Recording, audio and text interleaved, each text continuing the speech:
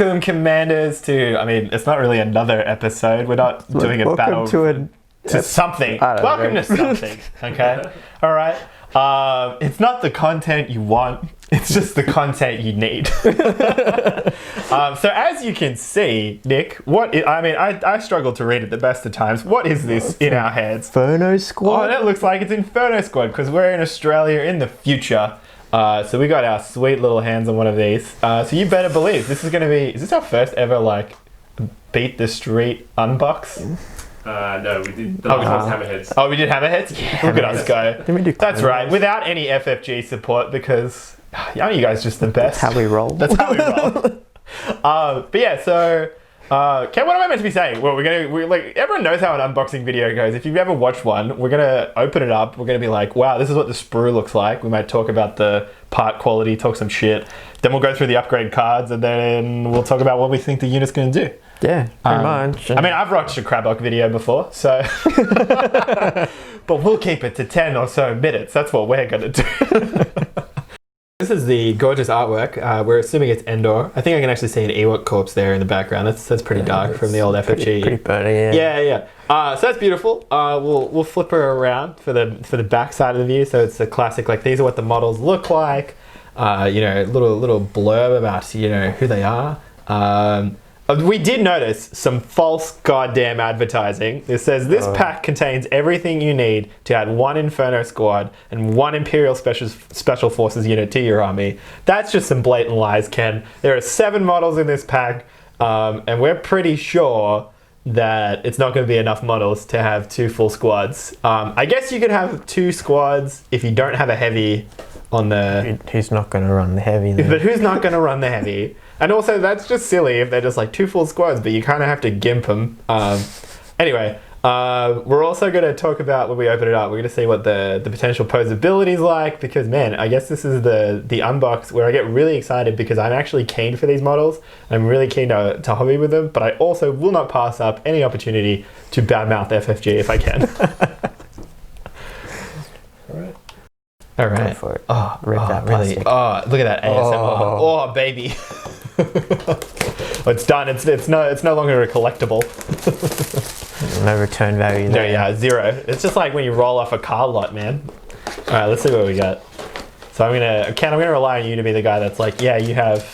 This is what we have. You have nothing in shot. All right. Well, you can. I have nothing in shot right now. Perfect. No, you got everything. All right. So let's see. All right. So it looks like we got 2 sprues. Is it the same sprue? I got one of those in the Exploit the other day. No, it's not. I can say that off the bat. Like we said, so they've clearly given you bases for 7 models. I'm going to pass these off to you. This is the good stuff. This is tokens. All right, let's check out Alright, so this is the instruction set. Wow, we're good at this. Alright, so it looks like, so you have one for a T-21 Special Forces Trooper. You got a bunch of ISF people, including... the unit leader, and then two sort of mooks, and then you have Gideon Hask, 3 mooks rather, and Del Miko.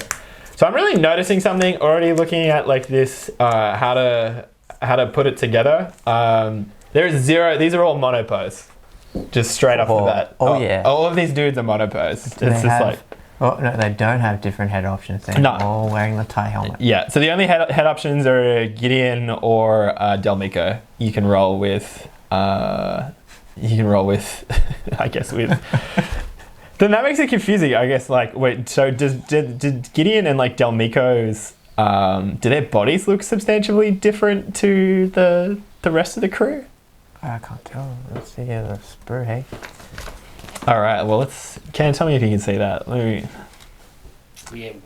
good. I mean, so the models are nice. Like, I really am excited to paint I love the laminate armor, and it's black. Oh man, I'll tell you what. After doing my stormtroopers, I'm done painting white armor, man. Special forces, they're like not wearing much armor, but they still got red dice saves. Yeah, whatever, man. So this sprue is pretty basic. Definitely looks better than... No, I lie. It definitely doesn't look better than the B1. Look, they've done the B1 thing all over again. Look at this. The head's in like 3 parts. Or 2. It's in 2. It's got the B1 problem. So you got the front side of that and then the mask. Why? I don't know why. Because they love doing that. Yeah, apparently they do. And then, what the hell is this bit? Does that go on the back of the dudes? No, that'd be the chest plate. Oh, that's the why is that not just already on the chest? Yeah, it is. You're right. That's a little bit. They have a little. Why is that not just molded onto the chest?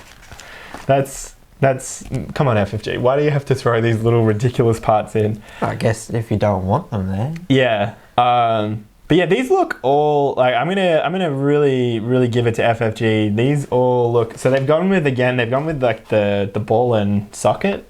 Is that the? Yeah. Or the plug. The plug, that's what it is.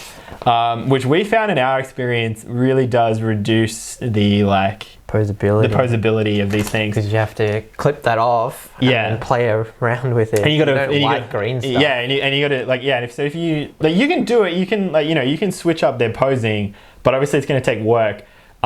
Which to me, I think if FFG turns around and says, no, you can pose it, I think that's a bit of a cop-out. Because if you have to do additional work, you could have done that anyway. So I really want to give FFG shit for this because don't get me wrong, the hard plastic is nice. It's like a nicer texture than the soft plastic. Your gun barrels are going to stay straight, no droopy gun barrels, no droopy barrels, which is great. But really, I feel like everyone's part of the big selling point for this hard plastic change was for additional posing options and just a better hobby experience. And for my mind, I would rather the boxes be $20 cheaper if it's just going to be all friggin' monopose. So friggin' FFG, up your game. All right, let's have a look at what's in the cards. Is that going to be in frame, Ken? Yep.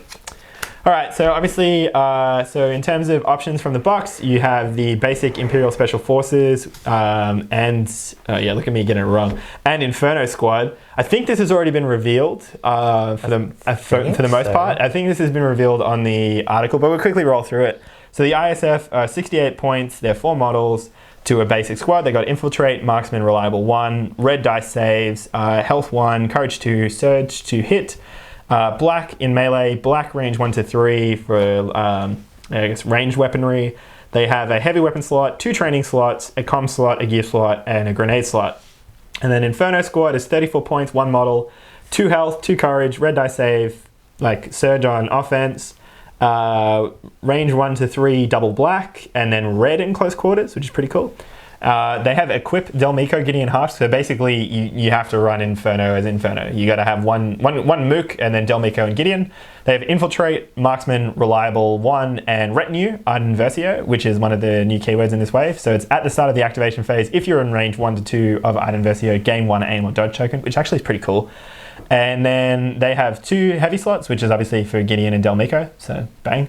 And then they have 2 training slots, a comm slot, a gear slot, and a grenade slot. So in terms of what the upgrade cards that you get in this pack, regular upgrades or we'll do it all. We'll do it all. So heavy weapons. You get again. I think this has all been revealed. You get Gideon Husk, who is range 1 to 3, 2 red. He's 2 health. He can be equipped to Imperial Special Forces or Imperial Core Troopers only. You add 1 Gideon Husk mini. Your courage is increased by 1. You gain Coordinate Trooper, and he's the leader for 38 points. Then Delmico is range 1 to 5, double black, 2 health, same deal, Imperial Special Forces or Imperial Troopers only. You add 1 Delmico mini as a free action, you get Repair 2, Capacity 1. He has High Velocity and Lethal 1 for 38 points. And then the generic heavy is the T21 Special Forces Trooper, which is range 1 to 3, 4 white, critical 2, and 29 points. They're all pretty good, actually. I think they're all pretty decent. I don't know really how I feel about Inferno Squad as like a whole. But I guess there's no range restriction, so technically it doesn't really matter. Even though it feels weird because Delmico can go out to 5, I think if you just mentally think of it as all range 3, then they're pretty good because it's 4 black, 2 red with lethal, which is pretty cool. And I guess there's really good split fire options. And then in terms of the rest of the upgrade cards, actually pretty light in this pack. So you have Offensive Push, which everyone's already aware of. It's while performing a move, you exhaust Tactical 1. And then we have 3 new cards. So we have Situational Awareness, which is while equipped to a support unit, increases points cards at its cards cost by 4 points. And so it's normally 2 points, and on a support unit it's 6. You gain Outmaneuver. You can spend dodge tokens to cancel crit results. That sounds pretty good. Pretty fun. I can think of some screaming reptilian Liz boys that would really love this, even at 6 points. We have EMP droid poppers, which are a grenade. They're 3 points. They're range 1. They're black dice. While one or more of this weapon is in your attack pool gains ion 1, which is pretty cool. And then we have Ascension Cables, which for 4 points is free action and exhaust. Until the end of your activation, you gain scale, which is, ignoring the effects of difficult terrain and not suffering wounds while clambering. This seems pretty situational. I don't know how I feel about that. That's like a maybe. Maybe someone could come up with a maybe, or you can risk a supply drop box for it. Yeah, I don't. That one's pretty meh to me. Offensive push is great. It's great to have more offensive pushes in your upgrade deck, I guess.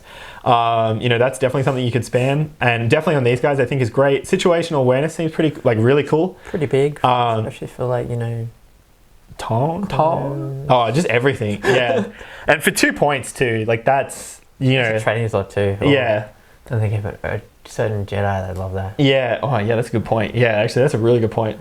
And then the EMP droid poppers, I don't really know how to feel because on the one hand, it's 3 points, right? So I feel like 2 to 3 points is where you're like, if I have something left over, maybe just slap this on. And then ion's pretty cool. So maybe if droids and vehicles become more popular, you could see that just thrown in as a screw you. Yeah, I'll just drop an ion. Range 1 though, which is always the problem with the grenades. Always the problem. And then pretty much all we really have left, obviously, is just the little fun thing. So we get. You get the 2 special forces, you get some suppression, some surge tokens, some dodge, the good stuff. And I bought this thing, which I have in a box somewhere for all of mine. So yeah, that's pretty much it. That's the entire unboxing. So easy. And then we'll talk about what we think about it. Yeah. Because we're not particularly good at this. I am. I'm sorry. I'm not. Ken is. Ken's good at all these things. But I know that when I watch an unboxing video, I just want a little bit where I can just see what the sprue looks like. So this is that part, ladies and gents. It is, I tell you what, it is a good looking sprue. Looks like it'd be easy to cut into, build up. But again, I really do question, they all look pretty monopose.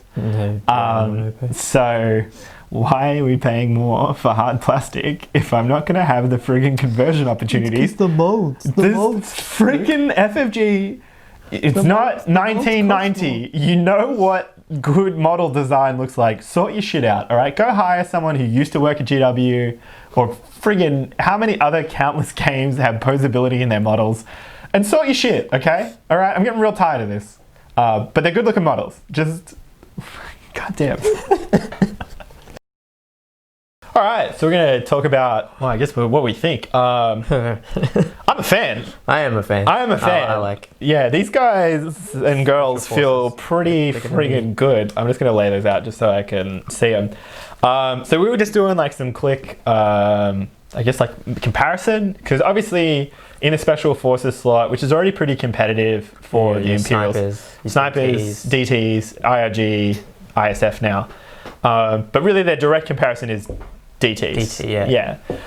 So we're looking at, so Nick actually put this up, and I think this is a really, really good point, is that, so most people when you run DTs, it's the squad plus the DLT. Yeah. Plus what, the armament?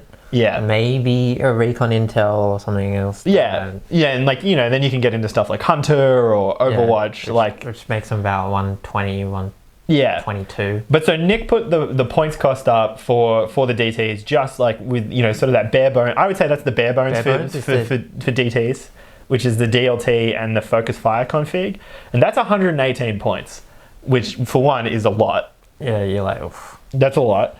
And then we did the comparison with the ISF, just the generic ISF with the T21, and I guess with nothing else. And they're probably going to have something like recon intel, offensive push, so they're probably going to end up being more expensive.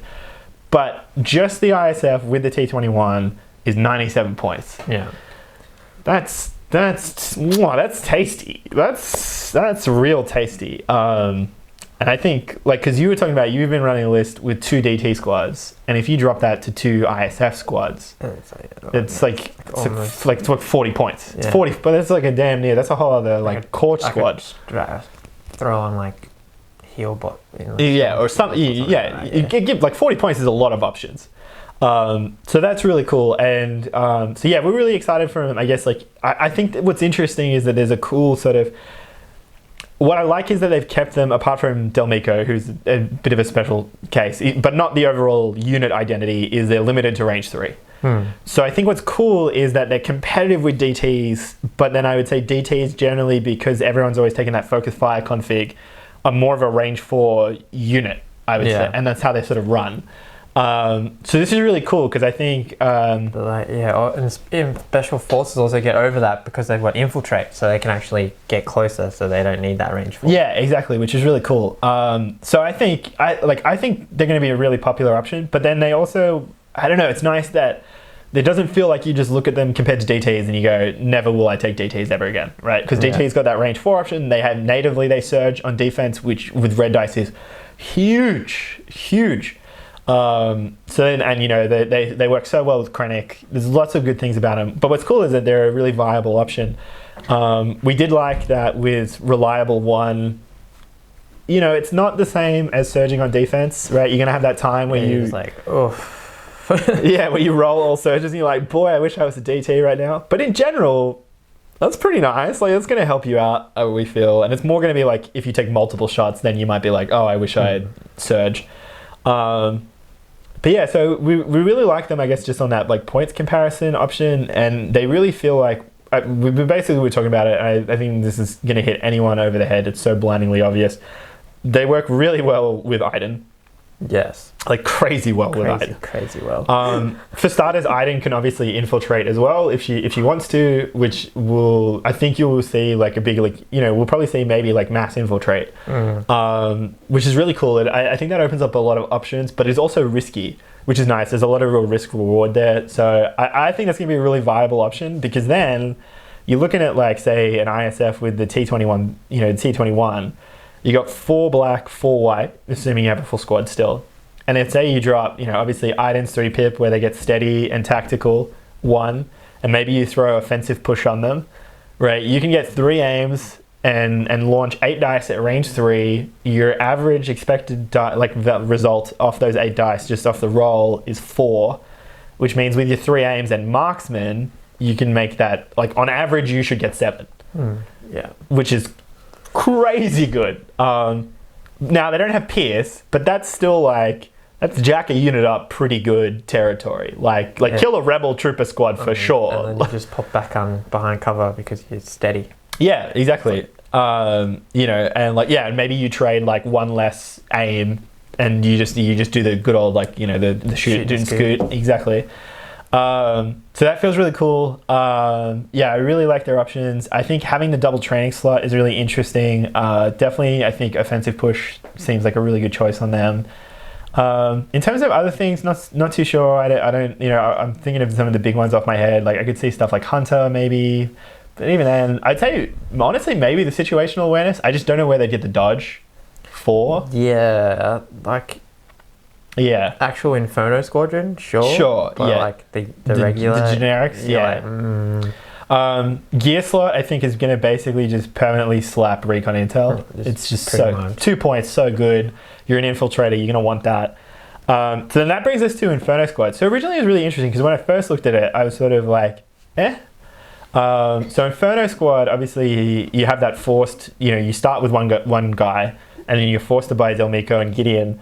But then that one guy is kind of 2 people because it has 2 health and 2, like, it has the double black. Yes. And at first I didn't really like it, and I think it's because in general I'm all a bit like about like when a unit has mixed ranges. But then I was thinking about it, you know, one, they maintain their firepower for like a pretty long time. Like you have to technically take away 1/3 of the wounds before they have any diminution in their capability. Yeah. Whereas, and the other thing is too, is they have 1 extra wound compared to the generic ISF. Now, admittedly, they are 13 points more expensive. So they're 110 points, just base, compared to the 97 for the ISF with the T21. But then you get 4 black, 2 red at range 3 with marksman, and you've got lethal from Delmico, which is pretty good. And I think what'll be interesting is it'll come down to retinue, because getting that aim or dodge off Iden like every turn would be a big force multiplier. But again, it's another unit that like Tactical Strike just loves. Just being able to load them up with aims. You got 2 red, which are like, then they surge, so they're the most reliable dice in the game. And what's cool about that is you get real bang for your buck, because if so the black's 5 of 8, so you should get slightly more than half of that. You red a 7 of 8, and if you miss on the red, you can probably re-roll that. You can rather than just setting the dice, which is really, I think, is a cool option. Or still using that aim with tactical strike from picking up the tactical to then trigger pierce on that dice pool is really nice. Like getting like 4 through heavy cover with pierce 1, pretty legit. Courage 3 off Gideon, which is great. I think the real thing you lose is that if you're then infiltrating this squad, I think their positioning becomes more important, because obviously Gideon and Delmico's costing has been impacted by their special ability. So coordinate on Gideon. And then what's Delmico's again? Delmico's like repair. Repair 2, yeah. So I feel like if you're using them as infiltrators, you probably won't be really able to use that as effectively. And then they've obviously been costed with that in mind. But what's cool is that I also really rate them as like put them into a unit sort of options. Like, core unit value. Yeah. We were talking about it before. I think Delmico especially, like slapping that into like say like a stormtrooper squad with like a R5 astromech, and suddenly like on one turn you can go 3 wounds off a vehicle. Pretty legit. I really rate that. I think it'd be interesting to see. And then plus, because then you can kind of just use him as like a 4th sniper, or if you got Iden, potentially a 5th sniper, which is crazy. And then Gideon's really cool because like 2 reds are really reliable. Literally it's just like the most reliable dice in the game. It's kind of like a small, if you add him to, he's a replace for the DLT really, but he's got coordinate. Yeah, and slightly less range. And you can even, I could see him used in... And he's got 2 wounds. Yeah. I could even see him used in... oh God, I can't believe I'm suggesting in like a snow trooper squad, because then you got steady, right? And then you just use their range 3, like it's all range 3, so it'd be like what? It'd be like 4 to 5 white dice, 2 red dice. You surge, you just sort of use it to hold. I guess you're just coordinating off them. But yeah, I think there's a lot of really cool options there, and yeah, I think we're going to see a lot of play with them. They don't feel broken. I definitely have some concerns about like if someone gets a really strong tactical strike off. Yeah. But that's all about positioning and... Yeah, I feel like there's a lot of counterplay to that. It doesn't feel like a like Z6 machine goes sort of ARC Trooper dice fixing, shall we say, from other stuff we've seen. But yeah, I think it's pretty cool. It's pretty great little expansion. Look at that. Yeah. It's definitely want to try that infiltrate like tactic, get that workaround, and especially with the Iden. Yeah, I think what's cool too is that we've had infiltrate for a while, but unfortunately it's either mostly heroes. There's not really like been a unit with infiltrate because Pathfinders suck ass. I love them. I want to love them, but they suck.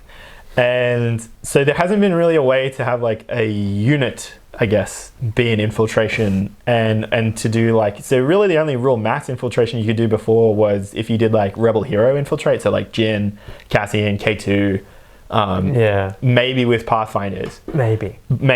But then what's cool is like, I just think it's really interesting opening up like a whole different avenue of the game, right? So I think it's going to be a lot of really interesting interactions as a result. So yeah, good job on that front. FFG, but I don't think, did we talk about this? No, this is how we're going to end it. Yeah, we're going to be like so not positive. Yeah, so I thought it wasn't even as bad as it was, and then Ken pointed out it was worse. So where it says this pack contains everything you need to add 1 Inferno Squad and, not or, and learn your goddamn English, FFG, and 1 Imperial Special Forces tokens. Yeah, 1 Imperial Special Forces unit to your army, and they give you 2 tokens, which obviously shows you their intent. You can't do it. You can't do it off the 1 box because you get the 3, so you need 3 models for Inferno Squad. Yeah. 2 of which have to be Gideon and Delmico.